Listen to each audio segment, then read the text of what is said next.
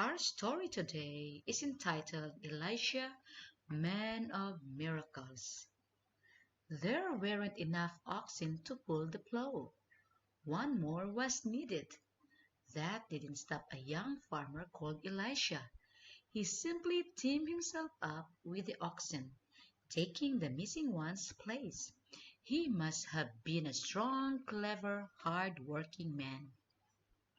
As Elisha was plowing, God's prophet Elijah came by and called him.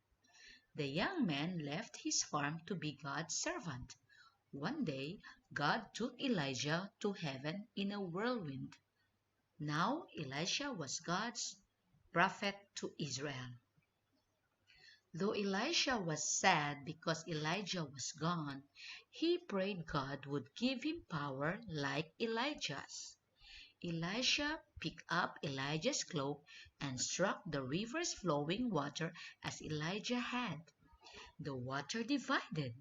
Now Elisha knew God was with him. While Elisha was going to a town called Bethel, some youths mocked him, calling out, "Go up, you bald head!" They didn't care that Elisha was God's servant.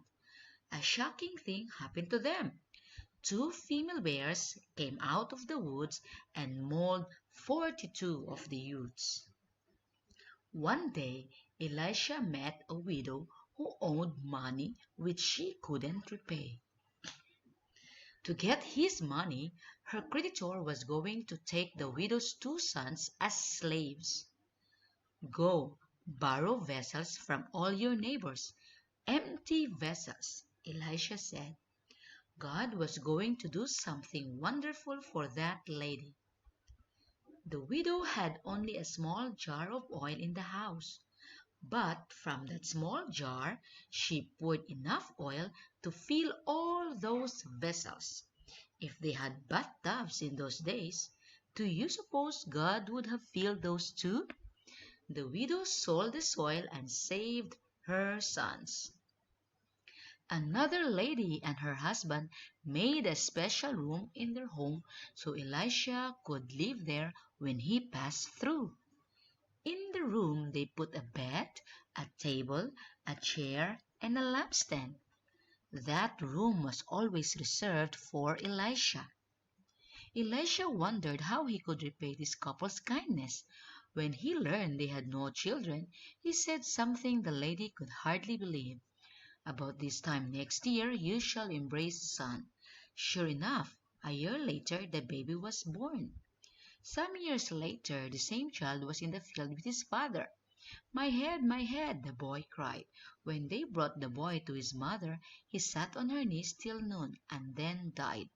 The mother laid the boy on the bed in Elisha's room. Who do you think could help her? Did you say Elisha? That's right. She saddled a donkey and went full speed to find him. Elisha came to her house, went upstairs alone, and prayed to the Lord. God brought the boy back to life. Elisha called the lady and said, "Pick up your son." How happy she must have been.